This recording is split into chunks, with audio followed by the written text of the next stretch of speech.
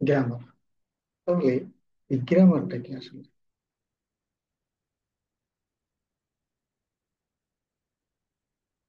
যে গ্রামারটা কি? অনেকে বলে যে গ্রামার, ইংরেজি শিখতে গ্রামার লাগে না, ইংরেজি শিখতে গেলে গ্রামার দরকার নেই। এখনকার বলে, এখন অনেকে অনেক কিছু আধুনিক ধরে ফেলছে, যেমন ভার্ব ওয়ান টু থ্রি, এই বিভিন্ন কিছু চেঞ্জ করতে আসলে। কিন্তু একটা কথা হলো যে এত বছরের শিক্ষকতার অভিজ্ঞতা একটা জিনিস দেখেছি, সেটা হলো বেসিককে, বেসিক বেসিককে বাদ দিয়ে যায় না। এখন আমরা গ্রামারটা আসলে কেন দরকার বা গ্রামারটা কি? গ্রামারটা আসলে আমরা, হ্যাঁ, বলার বলে মুখে মুখে যে আমরা ভাষা ব্যবহার করি এটা গ্রামার ব্যবহার করি না। কিন্তু আমরা যদি লিখিত যাই, লিখতে যাই, তখন ওটা সেন্টেন্স হয় না, কারেকশন হয় না, গ্রামাটিক্যাল ভুল হয়। আমাদের কিছু নিয়ম শৃঙ্খলা একটু জানতেই হয় লিখতে গেলে, লেখার জন্য দরকার। আমার বিভিন্ন পরীক্ষার জন্য লেখা লাগে, বিভিন্ন জায়গায় লিখতে হয়, যদি আমার গ্রামাটিক্যাল ভুল হয়, বেশি ভুল হলে অনেক সময় লজ্জা হয়, লজ্জা করতে হয়। আমরা এই জন্য আমরা গ্রামার, আমার ইংরেজি প্রথম গ্রামারের উদ্যোগটা হলো গ্রামার থেকে। প্রথম গ্রামার, গ্রামার হলো যে কোনো ভাষা শেখার জন্য একটা নিয়ম বা নীতি বা রুল, রুলস বা রেগুলেশন যে বইতে লিপিবদ্ধ করা হয় সেটা গ্রামার বই। আর যে নিয়মগুলোকে সব গ্রামার বলে। এখন ইংরেজি ভাষা শেখার জন্য যে, যেখানে তোমার একটা অর্থাৎ এখন নিয়ম শৃঙ্খলা আছে বা নিয়ম বা রুল গুলো আছে, এই এগুলোই গ্রামার, ইংলিশ গ্রামার। তাহলে এখন আসো যে ইংলিশ গ্রামারটা হলো, তাহলে কেমন, হোয়াট ইজ ইংলিশ গ্রামার? ইংরেজি ভাষা কিন্তু কি করার জন্য, অর্থাৎ তাহলে আমরা যেটা বললাম, তাহলে ইংরেজি ভাষা শুদ্ধ রূপে লেখার জন্য আমাদের ইংরেজিটা দরকার। তাহলে বলছি why should we study English grammar? আমাদেরকে কেন উচিত ইংলিশ গ্রামারটা পড়ার? আমরা বলবো লিখিত ভাবে, লেখার জন্য আমার, লেখাটাকে কারেক্ট করার জন্য। কারণ মৌখিক ভাবে ওটা ধরে না কেউ, মৌখিক ইংলিশ কোনো সমস্যা নেই। লেখার ক্ষেত্রে কোনো অফিস আদালতে, তখন তো আমার গ্রামারটা, মানে সেন্টেন্সটা কারেকশন দরকার। এজন্য আমার গ্রামারটা পড়া সবাই উচিত।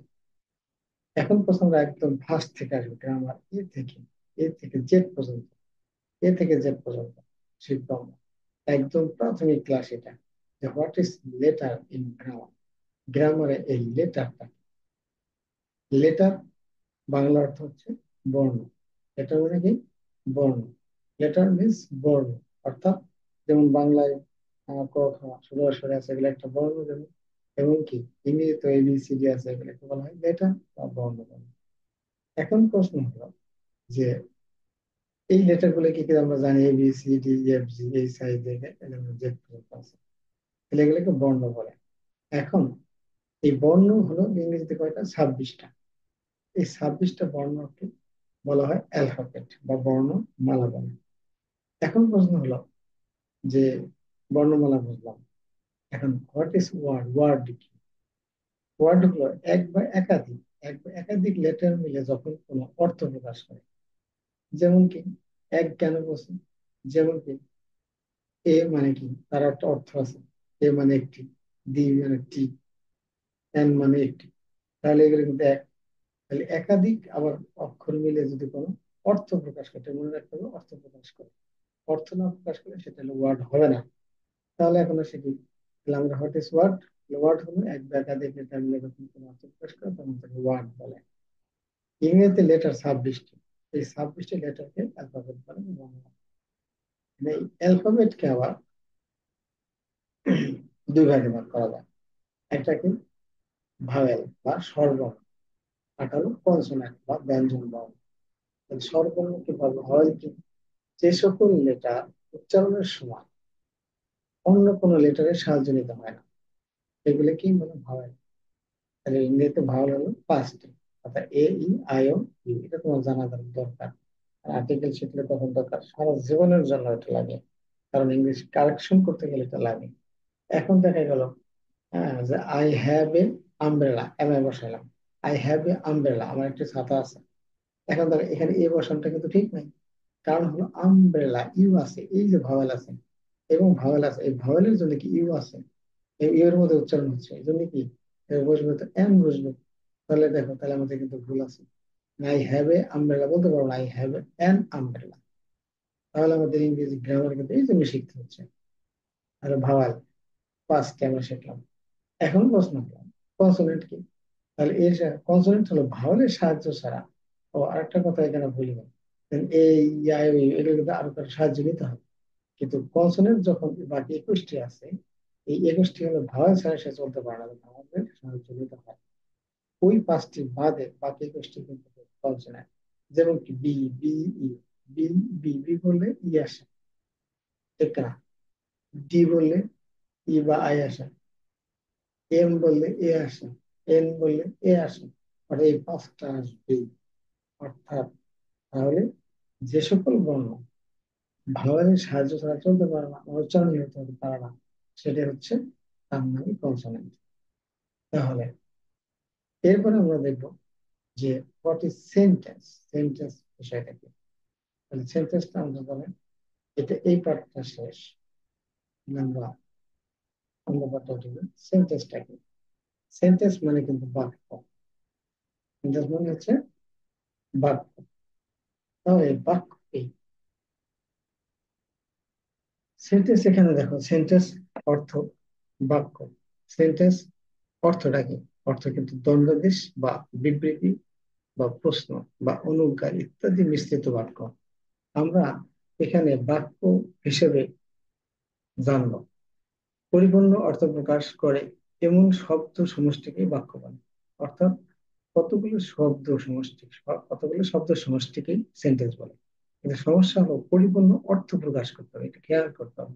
পরিপূর্ণ অর্থ অর্থাৎ মনের ভাব প্রকাশ, যেমন বাক্য বড় বা ছোট, হ্যাঁ, বা একটি ওয়ার্ডও হতে পারে। যেমন দেখো, ইজ ইট ইউর পেন, এটা কি তোমার কলম? এখন কেউ যদি বলে ইয়েস, এতটুকু বলে ইয়েস আমার কলম, এতটুকু নাও বলে ইয়েস আমি তো বুঝতে পারছি, তাহলে ওটা না, মনের ভাব প্রকাশ পায়। তাহলে কি, এটা কিন্তু কি ইয়েস বললেও সেটা কিন্তু একটা বাক্য। কিন্তু অনেক গ্রামারবিদ আছেন যারা এটা সংজ্ঞাটা এইভাবে দেয়ই না, যে একটি ওয়ার্ড এটা বলেই না। হ্যাঁ, পাশাপাশি কতগুলো শব্দ মিলে যদি কি হয় মনের ভাব প্রকাশ করে তখন। কিন্তু আসলে না, এক বা একাধিক ওয়ার্ড বলতে পারে।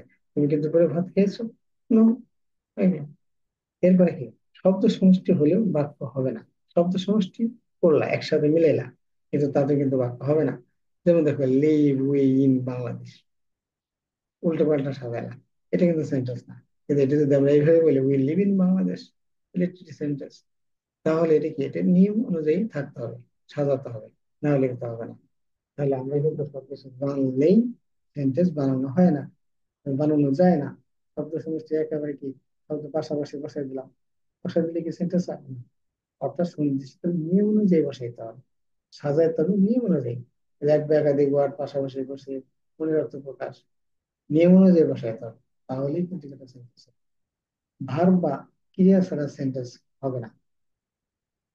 ভার্ব বা ক্রিয়া ছাড়া কোনো সেন্টেন্স হয় না। যেমন ওইটি স্কুল, এটি সেন্টেন্স না, লাগবে। এরপরে কি উই গো টু স্কুল, হ্যাঁ উই গো টু, বাস্তবে যা সত্য নয় তা সেন্টেন্স না। বাস্তবে যা সত্য নয়, কিরকম, the cat is reading book, reading a book, বিড়াল একটি বই পড়তেছে, এটা কিন্তু একটা সেন্টেন্স। আর বিড়াল বই পড়তে পারে না, এটা সেন্টেন্স। এখন হলো কি, কর্তা বা নমিনেটিভ সাবজেক্ট উচ্চ থাকতে পারে, কিন্তু সাবজেক্ট উচ্চ থাকতে পারে, কিন্তু বাট অর্থ বদল করতে হবে। যেমন ডু ইট অ্যাট ওয়ান্স, এটি এখনই করো, যেখানে ইউটা কিন্তু উচ্চ আছে, কারো বলছে তোমাকে বলছে ডন্ট গো দেয়ার, সেখানে তুমি যাই না, ইউ কিন্তু এখানে উজ্জ্বল হয়েছে, এটা কিন্তু একটা sentence। পরিপূর্ণ অর্থবোধ করতে হবে, পরিপূর্ণ। যেমন আই ক্যাচ, আমি ধরি, কি ধরি, আই ক্যাচ আমি ধরি, কি ধরি, আমি যে কি ধরি, এটা কিন্তু শুধুমাত্র কি বলা আছে আমি ধরি, এটা সেন্টেন্স হবে না। তাহলে আমাদেরকে সেন্টেন্স হতে গেলে পরিপূর্ণ বাক্য হতে হবে। তাহলে এই পরিপূর্ণ বাক্যটা কিভাবে, যেমন I catch a fish, by catch fish, আমি মাছ ধরি, আমি মাছ ধরি। তাহলে উপরোক্ত আলোচনা থেকে এই সিদ্ধান্তে আমরা উপনীত হতে পারি যে সঠিক, সঠিকভাবে সাজাতে হবে। শব্দ সমষ্টি বা পূর্ণ অর্থ প্রকাশ পেলে তাকে আমরা বাক্য বাছাই করবো। তাহলে সেন্টেন্সটাকে আমরা তাহলে ওয়ার্ডগুলো পরিপূর্ণ নিয়ম অনুযায়ী ভাষায় যদি মানে অর্থ প্রকাশ করে, তাহলে তাকে সেন্টেন্স বলবো, না সেন্টেন্স তাছাড়া বলবো না। পাশাপাশি বসালেও সেন্টেন্স হয় না, আবার আশ্চর্য কিছু বললেও তা সেদিন। এখন প্রশ্ন হলো সেন্টেন্স কত প্রকার, টাইপস অফ সেন্টেন্স, সেন্টেন্স কত প্রকার। এখন সাধারণত সেন্টেন্সকে দুই ভাবে আলোচনা করা হয় বা দুই প্রকার। একটা হলো অ্যাকর্ডিং টু মিনিং, অর্থ অনুসারে। আরেকটা হলো অ্যাকর্ডিং টু স্ট্রাকচার বা গঠন অনুসারে। মিনিং অনুসারে এটাকে, মিনিং হলো কি? মানুষ আমরা যারা কথা বলি, আমরা কিন্তু কি, আমরা মনের ভাব প্রকাশ করার জন্য আমরা সেন্টেন্স বা বাক্য ব্যবহার করে থাকি। কিন্তু এই ধরনের বাক্য দ্বারা সব ধরনের মনের ভাব প্রকাশ করা যায় না। কিন্তু ভিন্ন মনের ভাব প্রকাশ করা যায়। ভিন্ন ভিন্ন সেন্টেন্স ব্যবহার করতে হয়। একই ধরনের বাক্য কিন্তু করে হয় না কিন্তু।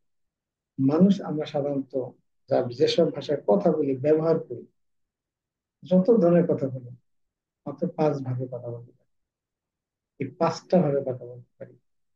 এবং এই পাঁচ প্রকার তাই কি হয়, মিনিং অনুসারে সেন্টেন্স পাঁচ প্রকার। অ্যাসার্টিভ সেন্টেন্স, অ্যাসার্টিভ সেন্টেন্সটা কি? অ্যাসার্টিভ বলে বর্তমান থেকে নাম দেওয়া হয়েছে স্টেটমেন্ট সেন্টেন্স বা বিবৃতিমূলক বাক্য। তাহলে কি, এটা বর্ণনা বা বিবৃতিমূলক বাক্য। অ্যাসার্টিভ সেন্টেন্সটা হচ্ছে যে সেন্টেন্সের সাধারণত কি, ধরো আমরা নর্মালি যে ইউজ গুলো করি, কোনো কিছু বর্ণনা করি, নেগেটিভ বর্ণনা হোক পজিটিভ হোক, আমাদের স্কুলটা ভালো, ওকে, আমাদের স্কুলটি ভালো না, এটাও ঠিক। তাহলে কোনোভাবে যদি কোনো কিছু বর্ণনা প্রদান করা হয় সিম্পল সেন্টেন্স, এই সেন্টেন্স গুলো সেন্টেন্স অ্যাসার্টিভ।